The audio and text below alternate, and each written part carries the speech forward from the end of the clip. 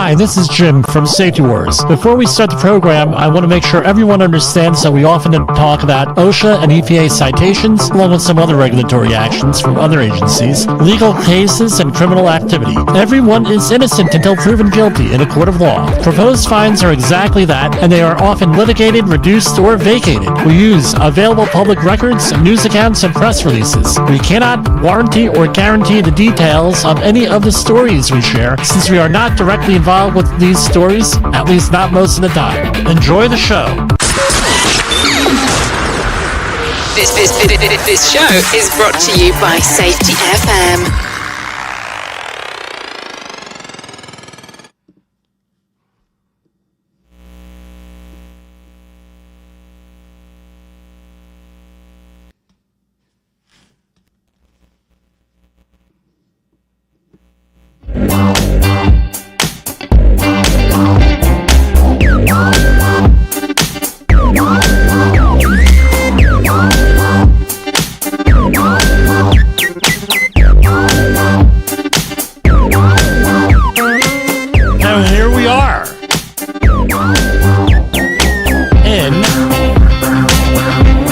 Region 3. How's everybody doing tonight? We're doing pretty good out here at Safety Wars. Got a little bit different. This is the space stands. Wanted to do something different, and this is different.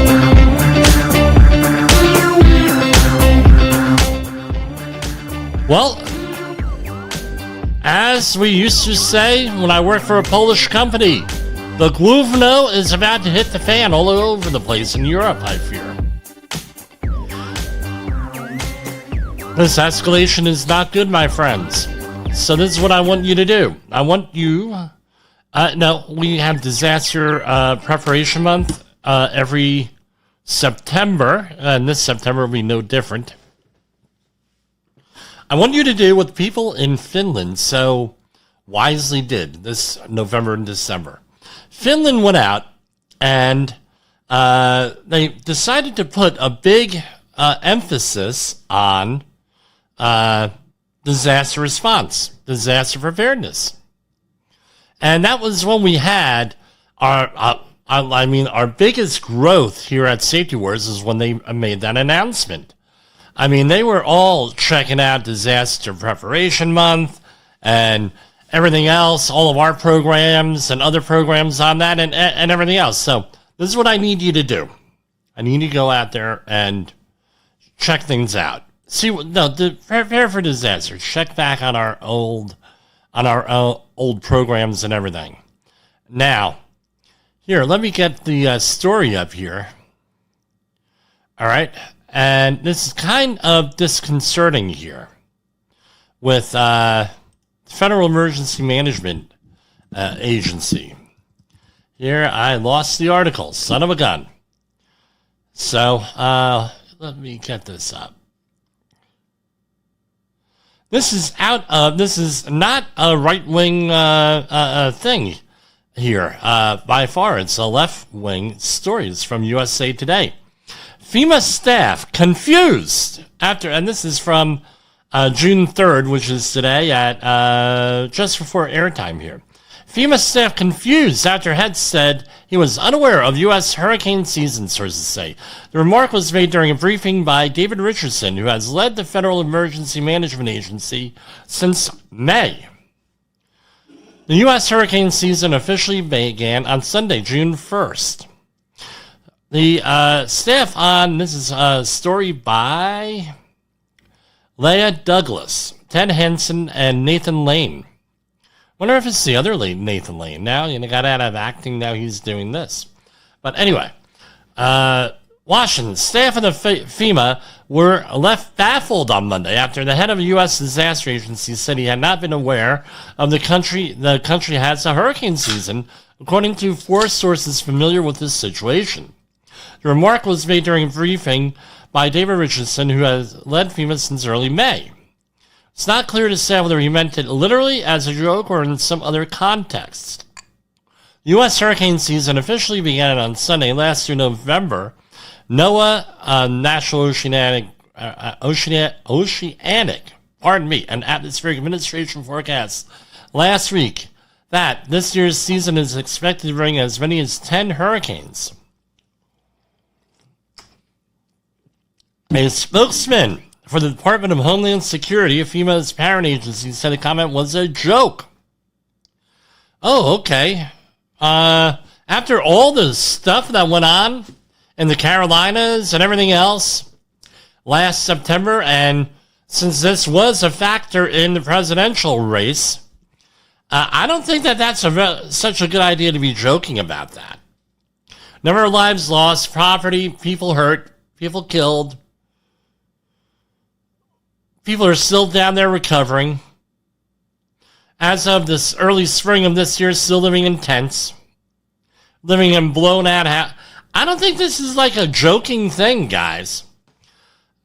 So what's my moral of the story? Jim's moral of the story. We're going to go on over to ready.gov. Mosey on over. And let's do a share screen here, and I will describe it to you for you people on the audio. All right, so it is hurricane season. Hurricane season is here. Get prepared now before a hurricane strikes. So here we have, prepare for hurricanes now. Know where to go if asked to evacuate. To get more hurricane tips. Right, and it says, if you're a disaster survivor, please visit FEMA.gov for up-to-date information on current disaster declarations.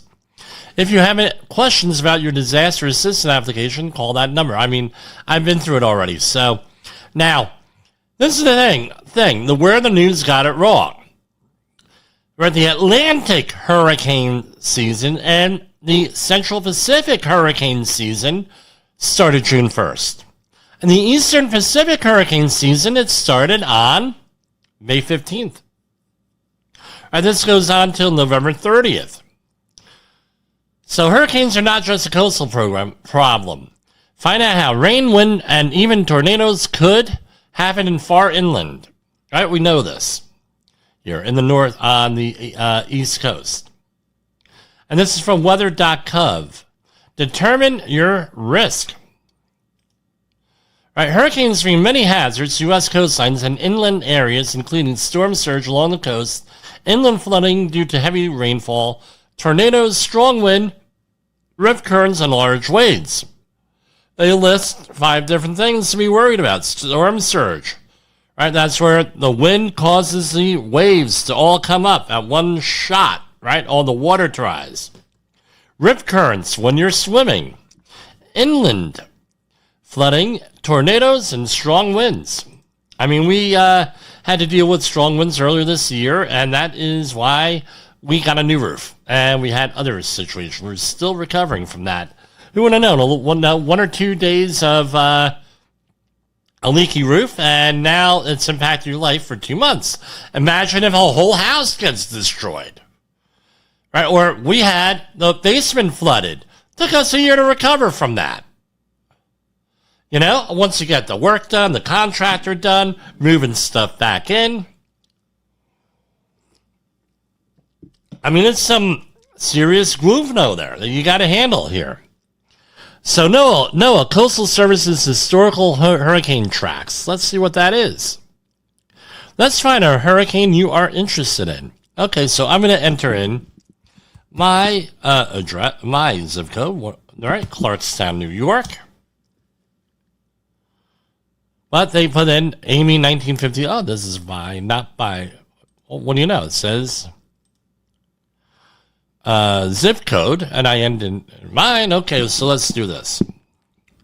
My hometown of Woodbridge, New Jersey.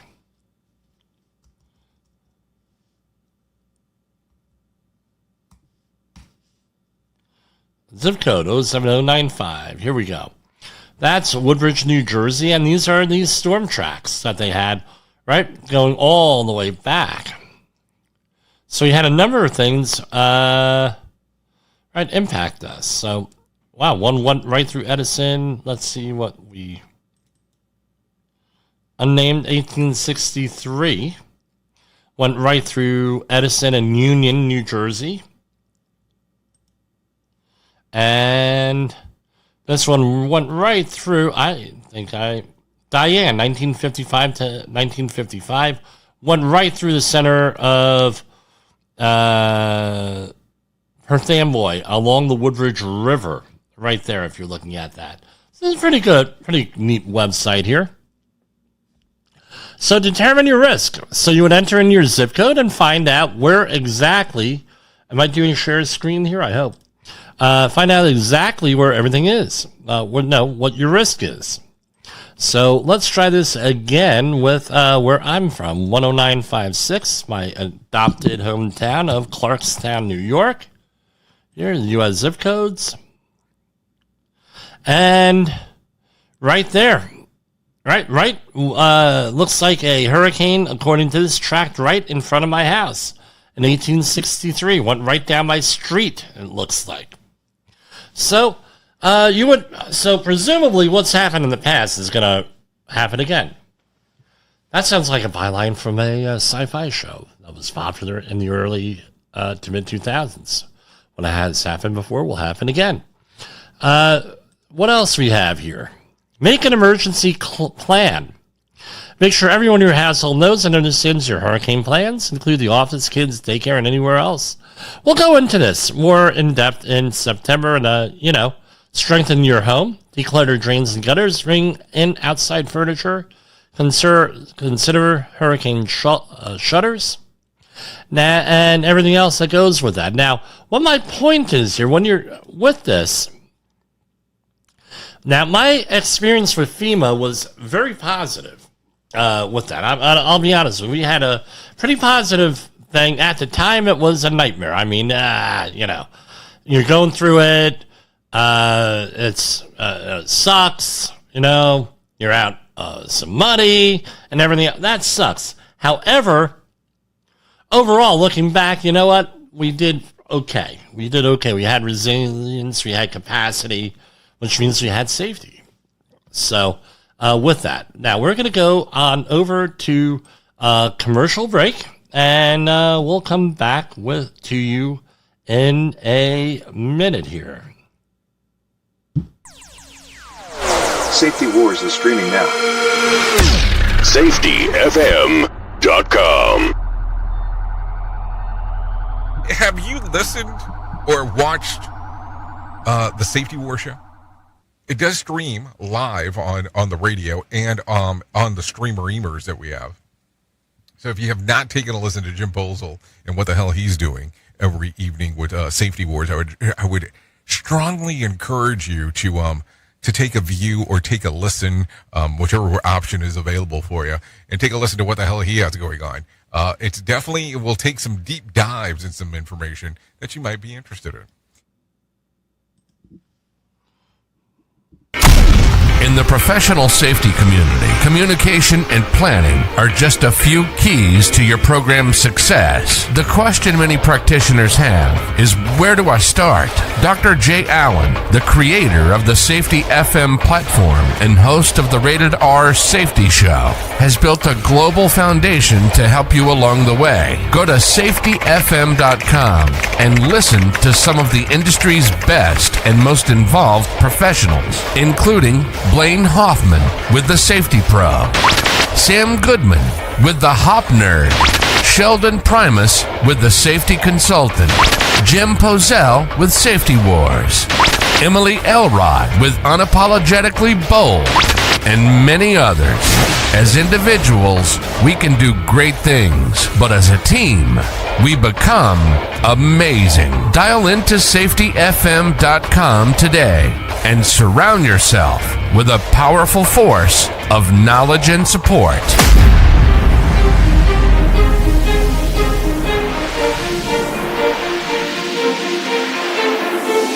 OSHA recordables, catastrophic losses, environmental disasters. You want answers? So do I. This is Jim Posel with Safety Wars. That's my daddy! Okay, we are back. And yes, Jessica, I am your father. All right. So, you know what? I'm going to play one more commercial here. Because, and feeds into my commentary for what I have just had to endure for over 40 hours. All right. And in the last 2 weeks, and a lot of other people. So here you go. Is your safety training old, stale, and hackneyed? Is your safety trainer still preaching a warped version of behavior-based safety? How about safety training that is designed to actually address and assess your hazards and liabilities and is not standardized baloney from generations ago? Contact the Safety Wars team at safetywars.com or call me, Jim Polzel, at 845-269-5772. Remember, if you are receiving this message, you are the solution to unsafe workplaces. Now, I put on that commercial, and some people are like, Jim, that's like ridiculous. Jim, you're really ballsy with that commercial. Jim, blah, blah, blah, blah, blah. And, you know, we've gotten a lot of work out of it, right, out of that commercial, and we probably need to redo it again. But who knows? I might use today's commentary for it. So, over the last 2 weeks, right, I am working on some projects where I need to do the EM 385-1 course, which is for working on the Army Corps of Engineers projects. The EM 385 is the Army Corps of Engineers, basically regulations, right? It's a guidebook of regulations. So if you're going to be signing a contract with the government, the feds, often you have to sign this, especially if you're working with the DoD, Department of Defense, and everything else. So I'm working on a contract that's going to require this. So I ended up going and taking the course, right? So I had to take it online. I despise taking a lot of these courses online. Now I do online training where we do them via Zoom, via Teams, right? Or another platform.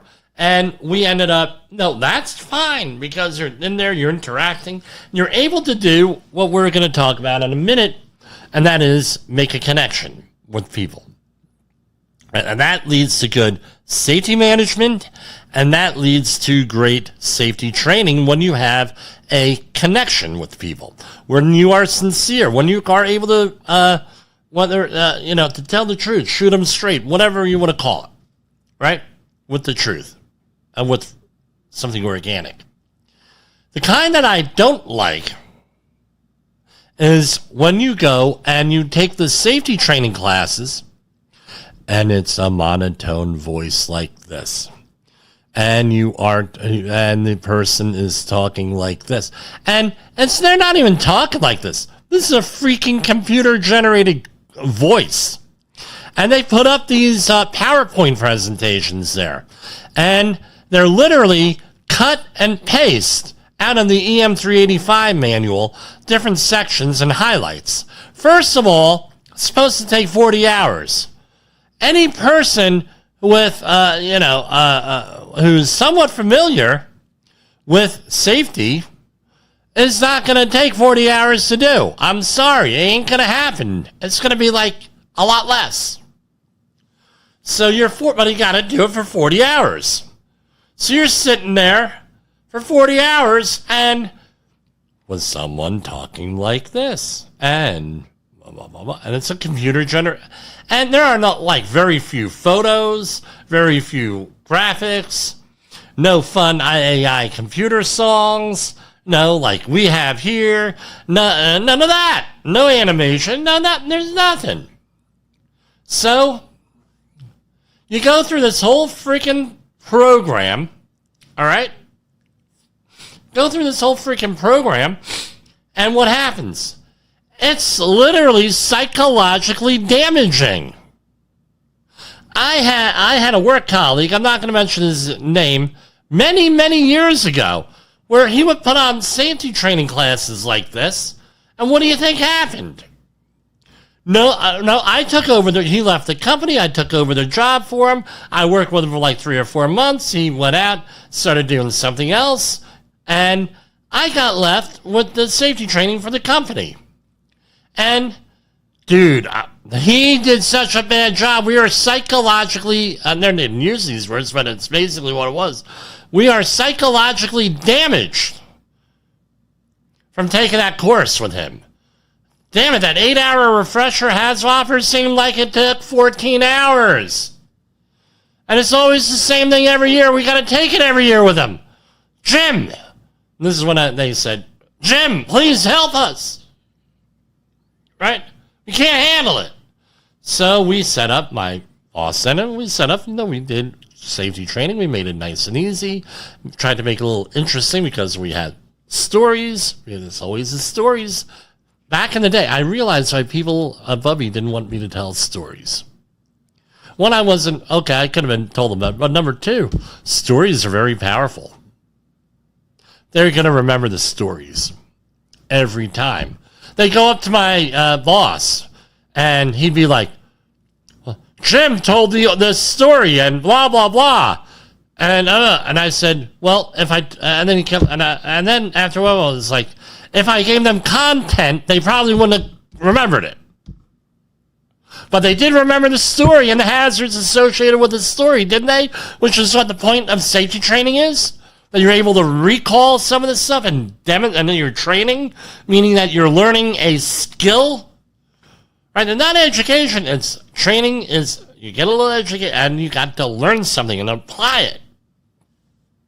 So anyway, I'm sitting down here on this freaking exam and with this class, and I am like going out of my gourd. Then I came on, I come on this program and I'm like, oh man. And then I asked you cannot get your certificate until you review our class. Okay, great, I get it. That's required. I said, this course is psychologically damaging. Right? It's like, I know, if I could, I would attach, you give safety a bad name to them, you give safety a bad name. Come on. All right, I'll play the first couple of verses, right? Here.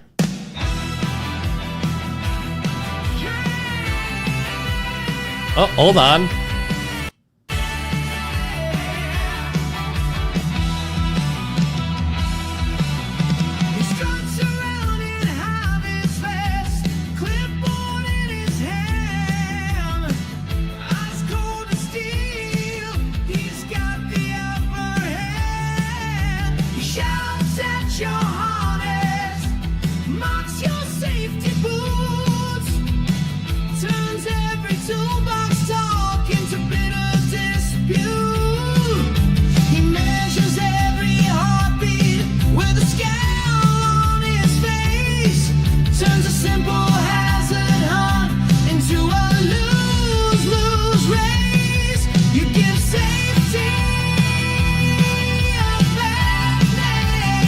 Yeah, so you know the song, you give safety a bad name. And that's basically what it was. It was like, and these people are not helping our cause here, guys. Right? What's our cause? To manage people, to make safety exciting, make it interesting, show you care. Not helping. So, basically, now I got off the phone with another friend of the program that said, dude, I took that course, and man, I tell you what, man, it hurt. So, if you're going to be designing a course online, a pre-recorded course, make it a little interesting. What's the issue? What the frick is the issue here? Now, do your job, be a safety professional. Don't give safety a bad name. All right, now, on to bigger and brighter things here. Right, I am going through, we're going to talk here. I'm going to do a share screen. Because I tell you what, I don't think Jay will have a problem with it. I did not ask him for permission here. But I'm going to read a little bit of an excerpt out of this book. Here, the second one. So, these are the books. Go on to Amazon. Right? Here we go. Share the book. Share the screen. Hold on. Safety in my opinion. Construct and then the reality of risk. Signal transmission trilogy. So I finished book 1 here. Right? I'm impressed. It's written in prose. Like the books of yore. Easy to read. To the point. Right? hundreds of pages here. Yes, 385 pages, but guess what? Every page is like a new adventure, a new thought. Right? And the first about 100 pages is autobiographical on this. If you listen to Jay Allen, the head of this Safety FM network, you're gonna recognize it, and then he gets into other things. Right? At my last time I spoke to him, I'm not surprised. Yeah, I mean, you say, well, what are you working on, Jay? I'm working on stuff. Right? And like we all are working on stuff. I tell you what, this was like years in the making here. Right? This is great. Now I'm on to safety, mutation, information misdirection, and it's a trilogy, right? A lot of stuff. You got the Lord of the Rings trilogy. You have Harry Potter is another one, right? Multiple books. You got great books here. Probably these are the most important books in safety you'll read for like 10 years, right? For the decade.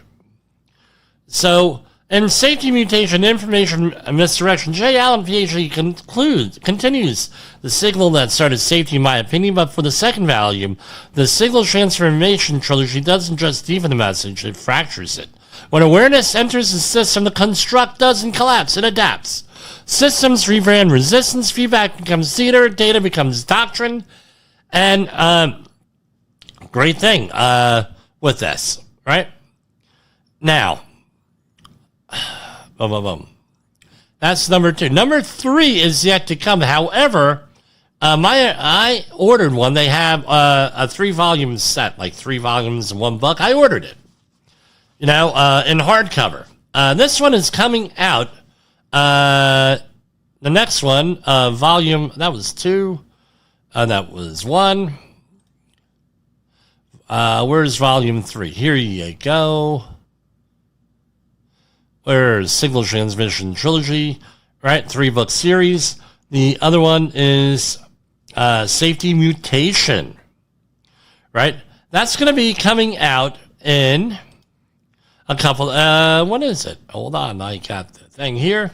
Safety Transmission, the Collapse of the Construct, right? It's coming out in, that's 187 pages.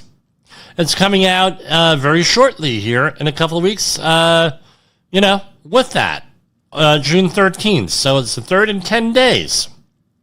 Now, I'm going to read for you, and I told them, and I mean this sincerely here. I got to go, I don't have a permission to display this, but I'm going to read it to you here. With this. This is from one of the chapters. The loops, so we always hear feedback. We want to get feedback. All right. You weren't consulted. This is from chapter 7. Your loop started answering for you. You weren't consulted. You were interpreted. Somewhere along the way, the system decided what you meant. How many times has that happened to you?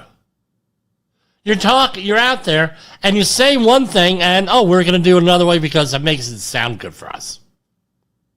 Right? It read your silence as agreement. There's an old saying in German. I forget exactly what it is in German, but no answer is an answer. Comes out better in German.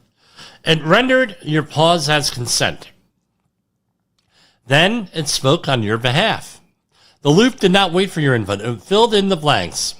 So this is along the lines of you're talking to somebody, and they don't listen to what you say. They're already coming up with a response and how they can put it into their world. No, you try to do that with comprehension. You try to relate that. No, this is like with that. The loop didn't wait for input. It filled with the blanks, completed your sentence with something more brand safe. You didn't say yes, you just say no. You didn't say no fast enough. And the system like this, that's the same thing. You've seen it, a concern raised in a meeting, and the follow-up summary turns it into a compliment. Someone hesitates, and the system files that under alignment. A team gives soft resistance, and leadership hears the absence of outrage as support. Right? Because they're afraid to say anything. Right? Here you go. It doesn't ask who's responsible, so it assumes now, this is normal. Now, I've seen this multiple freaking times.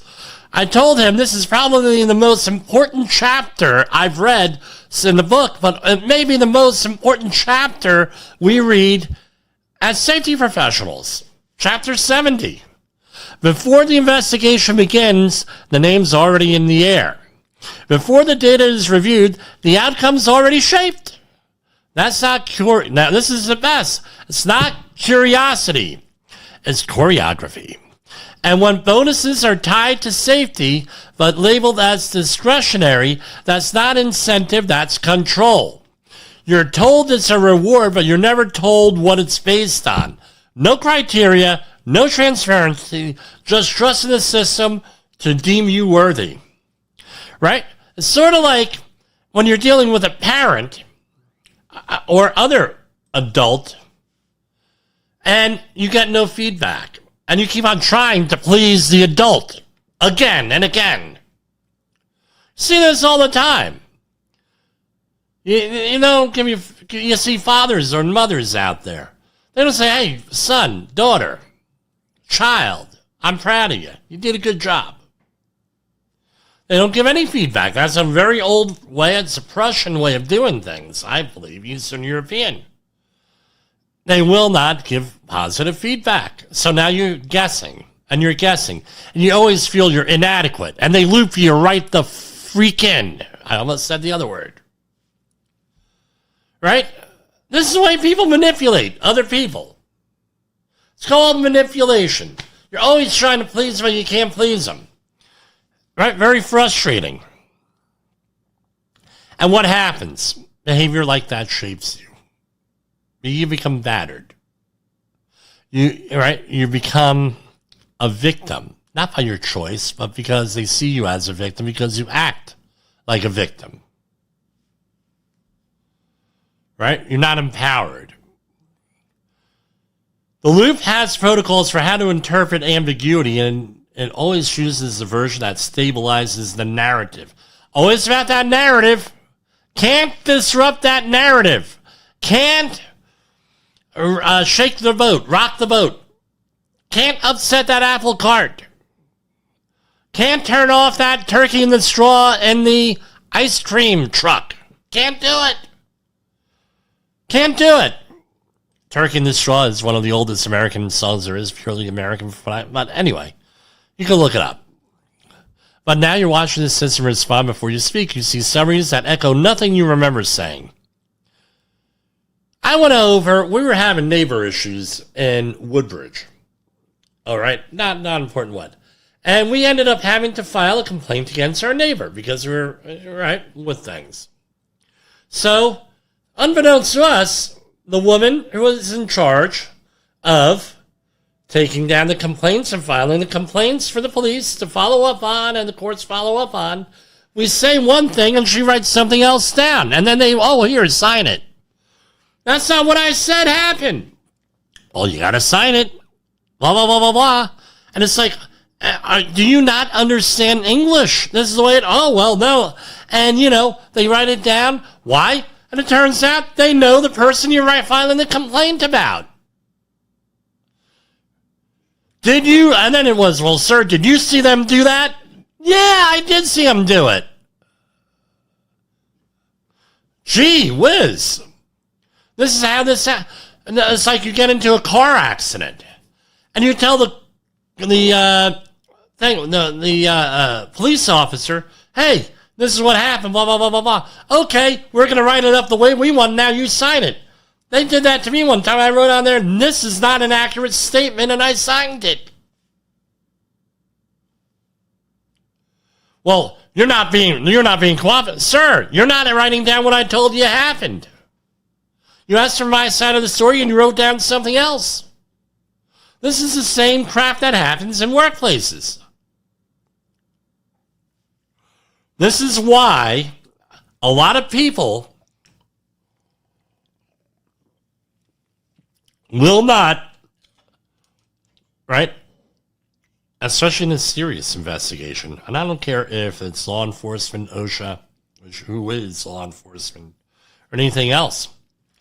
I want the interview recorded on digitally recorded, voice recorded.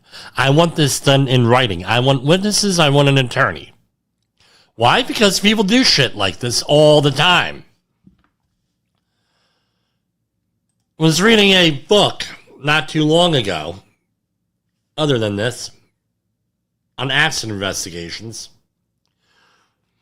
And they named somebody at the facility that I was working at in the book by name. I don't know if it was coincidence or what. Doing this crap. The same thing. So this is what I'm going to tell you to do. You want to go out there and you want to read phenomenal safety books? 3 of them right here. Go to Amazon, J. Allen, Allen, PhD. There is another one spelled a little bit differently. He writes sci-fi novels. That look pretty interesting too.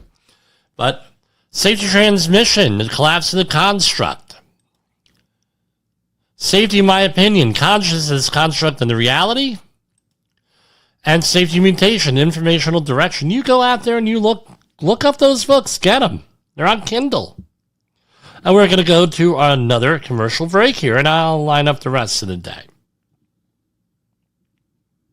Is your safety training old, stale, and hackneyed? Is your safety trainer still preaching a warped version of behavior-based safety? How about safety training that actually addresses your hazards in your workplaces and is not standardized baloney from 25 years ago?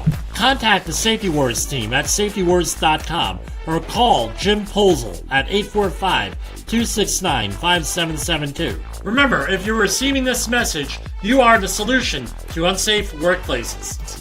So, I kind of shout somebody else out on the network here.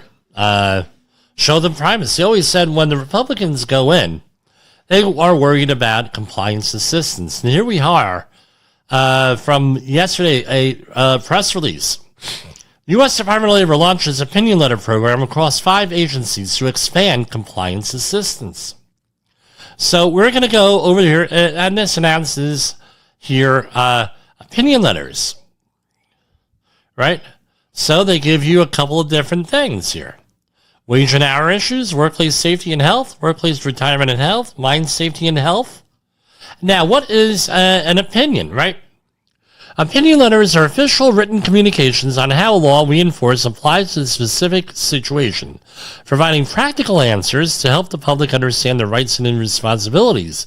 They can be requested by anyone, including workers, employers, employment associations, lawyers, going on and on and on. Generally, these letters concern matters where it is unclear how to apply existing regulations or guidance.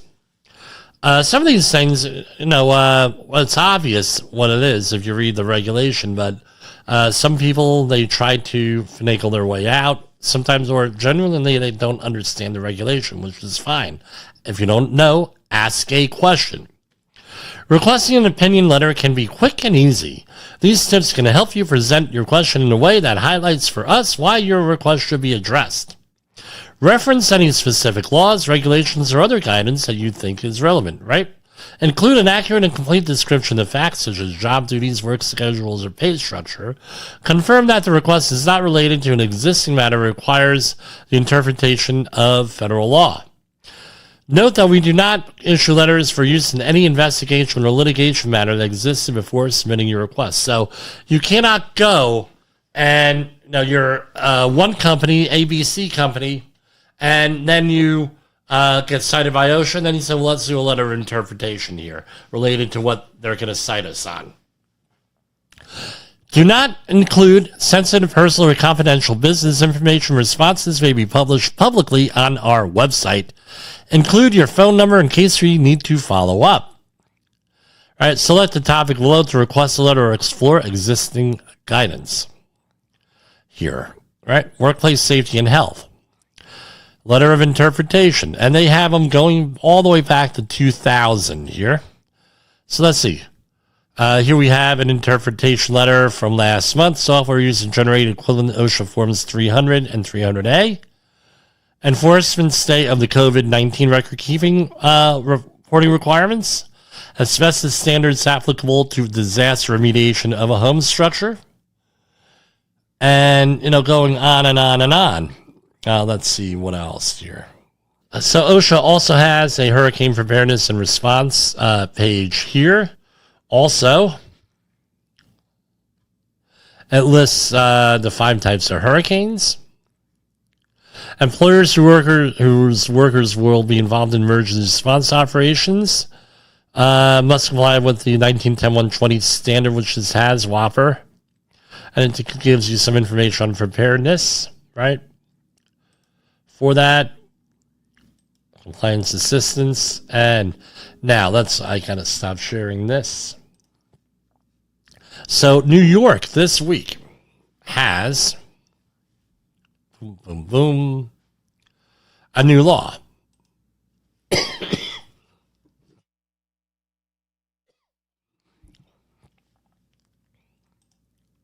New law is from The Gothamist.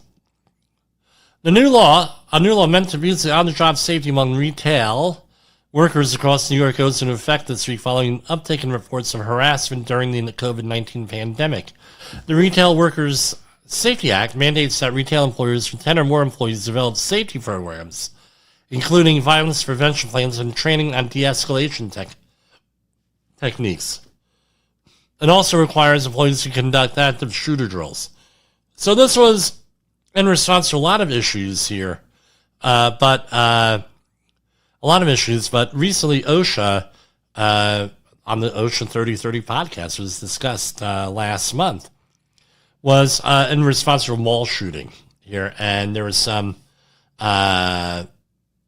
administrative law judge so far said that you can't use the general duty clause in all circumstances for workplace violence, with certain exceptions. Employers with 500 or more workers statewide will be required to install a silent response button in the workplace or provide wearable or phone-based ones by 2027, so workers can discreetly alert security personnel supervisors during emergencies. Restaurants and other food businesses that mostly sell food to be eaten on-site are exempt from the law. Governor Kathy Hochul signed the legislation around Labor Day last year, along with 7 other worker-related bills. At the time, she said they would strengthen the state's commitment to working families.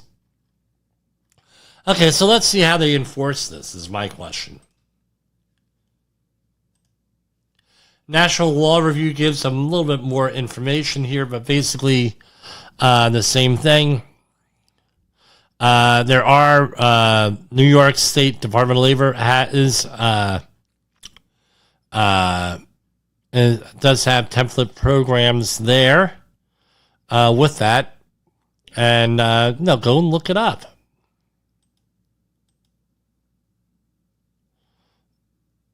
And this is from last week. U.S. Department of Labor paused the Job Corps Center operations. The U.S. Department of Labor announced last week that it will begin phased pause in operation for a contractor-related Job Corps Center nationwide, initiating an orderly transition. Basically, it's a cost-benefit type of thing. They're costing close to $100,000 for a jobs program, when you could probably send people away to a 4-year college for that amount. Some 4-year colleges. Which would likely make them more employable. But the thing is, with this, often these job programs concentrate on people who are traditionally unemployable. I've worked for programs like that, and this has to do with soft skills. So, for example, a soft skill is showing to work prepared. There's a lot of people that don't have that example in their household. They don't know. I mentioned this with the Gulf oil spill cleanup. Right? Yeah. Part of the 40-hour class that we taught for those people was how to dress for work, for the work that they are doing. We weren't even talking level D, right? This is what you need to wear for level D. Short sleeve shirts, pants, and they wanted safety-toed boots. Well, guess what? People said, well, we're going to the beach, so we're going to be wearing tank tops with shorts to do an oil spill cleanup. What ended up happening is we ended up having to supply clothes to these people because they did not know. did not even own a pair of pants. It's Florida. It's Alabama. It's along with that, right? New Bedford Harvard Superfund site public meeting scheduled for June 10th. That's a week from today.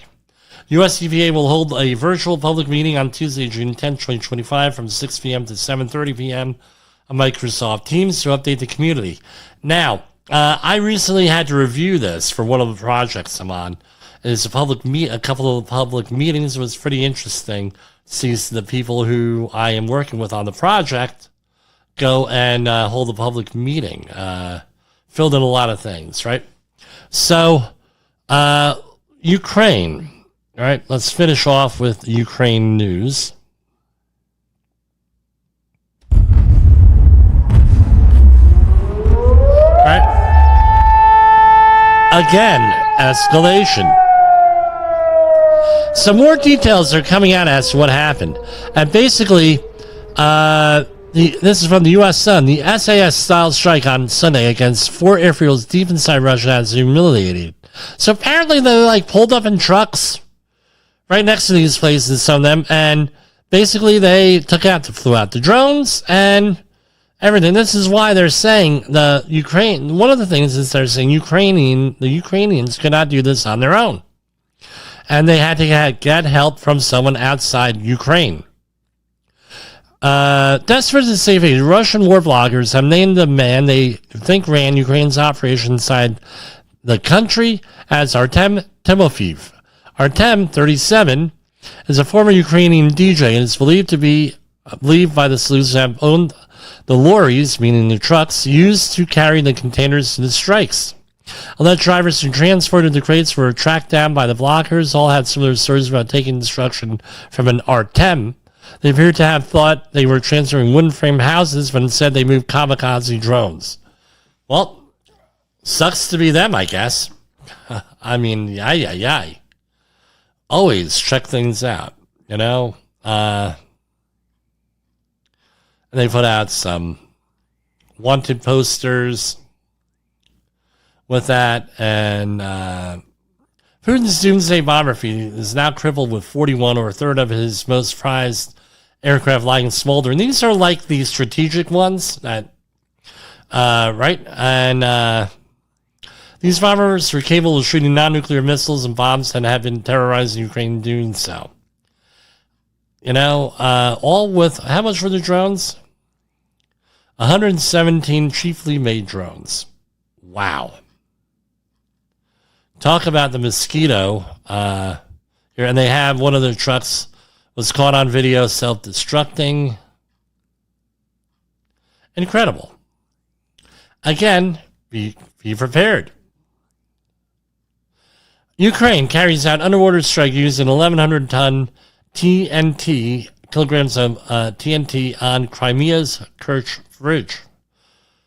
Ukraine has launched audacious new attack on a bridge from Crimea days after their Pearl Harbor ambush, as we're calling it, on Russia.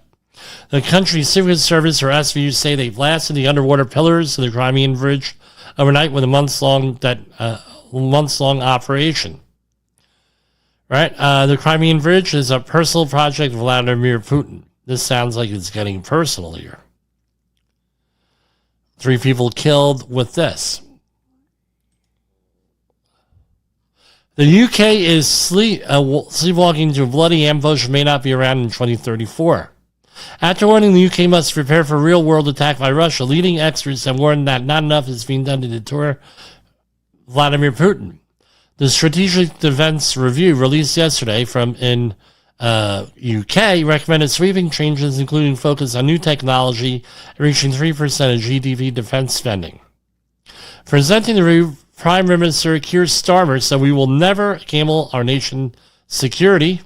However, Dr. Simon Bennett from the University of Leicester,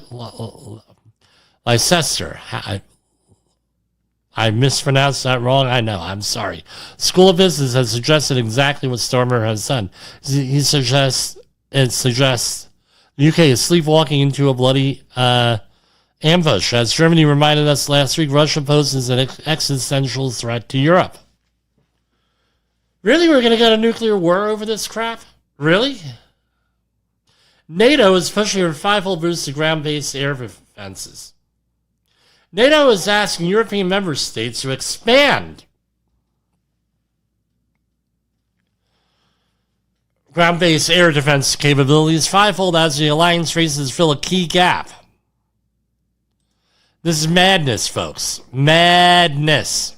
Greg Palcott has more on all of this. He's live in London. Good morning, Greg. Right? Good morning, Dana. Yeah, well, This is complete and total madness, my friends. Okay. I was going to do a whole bunch of stuff on AI, but we're not going to do it tonight. It's... I don't know. This is a really fouled up situation. So we're going to go to our outro. I hope to be here. Then you got me 2 nights in a row. Whoa. Imagine that. For Safety Wars and Safety FM, this is Jim Polzel. See you back tomorrow. The views and opinions expressed on this podcast are those of the host and its guest and do not necessarily reflect the official policy or position of the company. Examples of analysis discussed within this podcast are only examples. They should not be utilized in the real world as the only solution available, as they are based only on very limited and dated open source information. Assumptions made within this analysis are not reflective of the position of the company. No part of this podcast may be reproduced, stored in a retrieval system, or transmitted in any form or by any means, mechanical, electronic, recording, or otherwise, without prior written permission of the creator of the podcast, Jay Allen.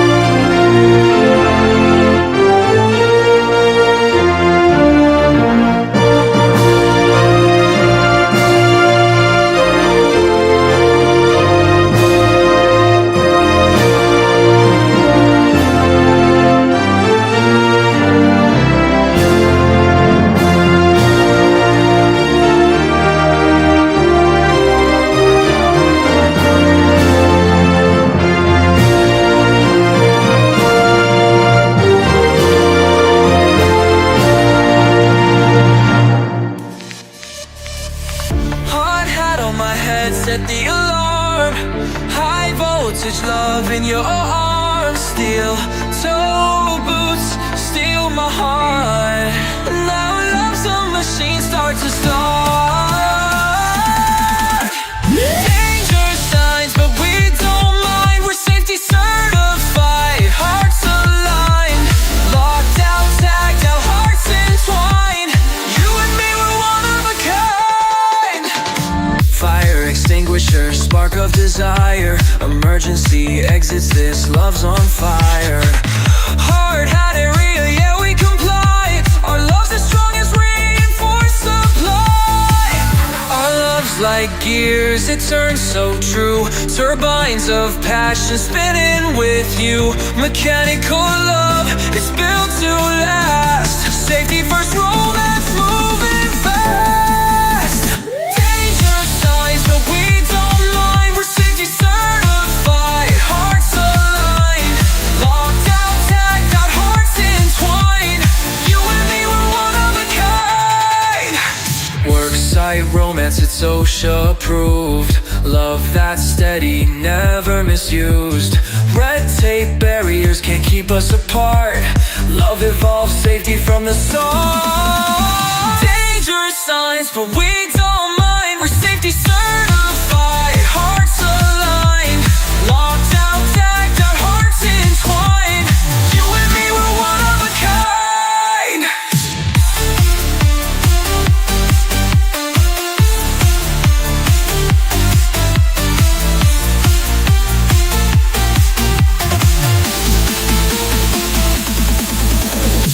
Worksite romance, it's OSHA approved. Love that's steady, never misused. Red tape barriers can't keep us apart. Love evolved safety from the start. Worksite romance, it's OSHA approved. Love that's steady, never misused. Red tape barriers can't keep us apart. Love evolved safety from the start.